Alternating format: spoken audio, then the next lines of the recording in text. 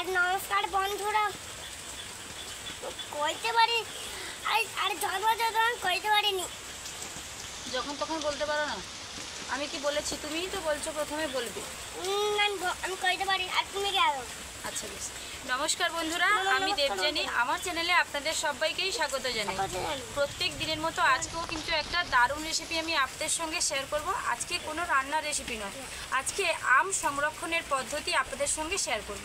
2 থেকে 3 দিন ধরে প্রচুর বৃষ্টি হচ্ছে, এরকম সব সময় সারাদিন বৃষ্টি হয়েই চলেছে। তার মাঝে আমি বসে পড়ছি আম সংরক্ষণের পদ্ধতি আপনাদের সঙ্গে শেয়ার করব। আম সংরক্ষণ করার জন্য আমি এখানে বেশ কয়েকটা আম নিয়ে নিয়েছি। এই দেখুন, আমগুলোকে আমি কিন্তু খুব ভালোভাবে ধুয়েই এনেছি থালাতে করে।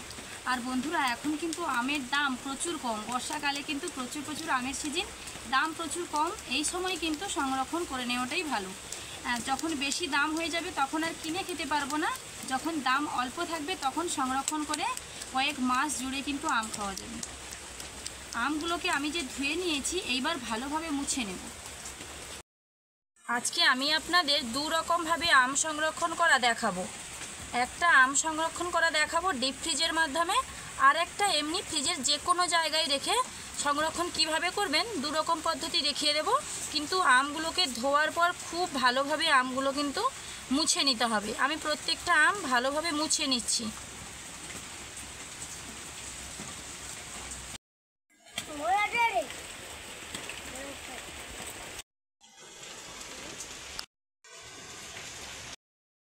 আমগুলো কিন্তু খুব ভালোভাবে আমি মুছে নিয়েছি।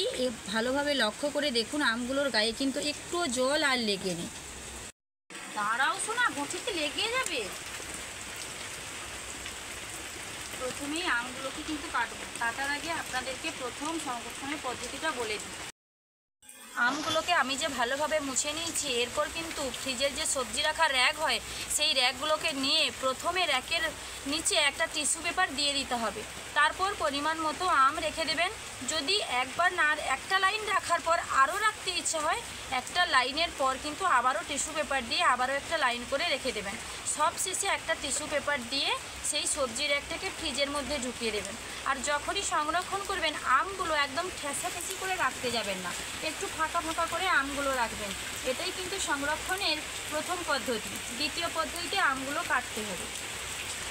আমগুলো সুন্দরভাবে কিন্তু কেটে নিচ্ছি। এবার যে যেরকমভাবে আমের সাইজ করতে পারেন, আমি এরকমভাবেই আমগুলো রাখবো। যদি আপনারা চান তবে এদিকে আবারও একটা কেটে দিতে পারেন।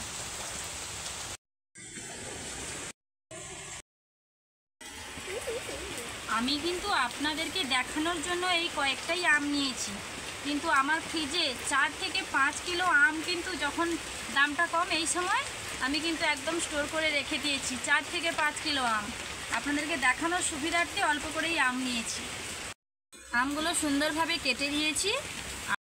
আমি এখানে একটা প্লাস্টিকের টিফিন কৌটো নিয়েছি। এরকম করে একটা কৌটো নিয়ে নেবেন।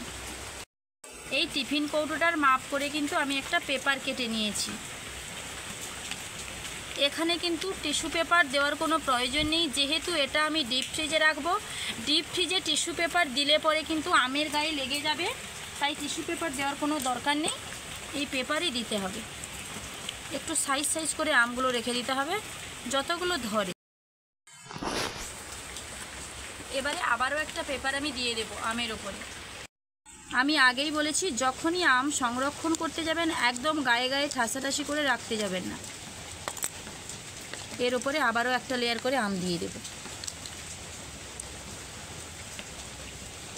আর একটা হলেই হয়ে যাবে, জায়গা কভার হয়ে যাবে। এর উপরে আবারও একটা পেপার এরকমভাবে দিয়ে দেব। এইবার টিফিন কৌটোর ঢাকনা ভালোভাবে লাগিয়ে দেব। আর এই যে আমের আঁটিগুলো থাকলো, যেগুলো বসে বসে খাবো, এই যে টিফিন কৌটোর ঢাকনা লাগিয়ে দিয়েছি। এইবার এই কৌটোটাকে ডিপ ফ্রিজে রেখে দিতে পারেন। আমি গ্যারান্টি দিচ্ছি 2 মাস ধরে কিন্তু এই আম কোনো রকমের কোনো অসুবিধা হবে না। 2 মাস ধরে কিন্তু এইরকমভাবে আম রাখলে খেতে পারবেন।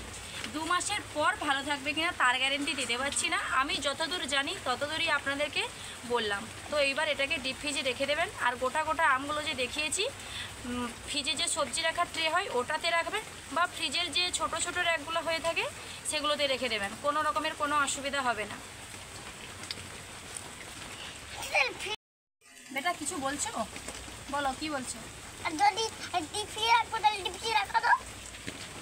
আমি যে আপনাদের সঙ্গে কথাটা বলছি, বলার পর তো এই কৌটোটা নিয়ে যাবো, বাড়িতে তো ফ্রিজ রয়েছে। ও বলছে যদি বলছো যে ডিপ ফ্রিজে রাখবে তাহলে যাও আগে ডিপ ফ্রিজে রাখো। তাহলে বন্ধুরা, আমার এই আম সংরক্ষণের রেসিপি কীরকম লাগলো তোমাদের অবশ্যই আমাকে কমেন্ট করে জানাতে ভুলবে না। আর যদি ভালো লেগে থাকে অবশ্যই একটা লাইক করবে, বন্ধুদের সঙ্গে প্রচুর প্রচুর শেয়ার করবে। যেহেতু আমের দাম অল্প রয়েছে, প্রত্যেক বন্ধুরাই কিন্তু আমটা সংরক্ষণ করে রাখতে পারবে। আর আমার ভিডিওটা যদি ভালো লাগে আমার চ্যানেলটিকে সাবস্ক্রাইব করে আমার পাশে থাকবেন। আজকের মতো ভিডিওটা এখানেই শেষ করছি। টাটা।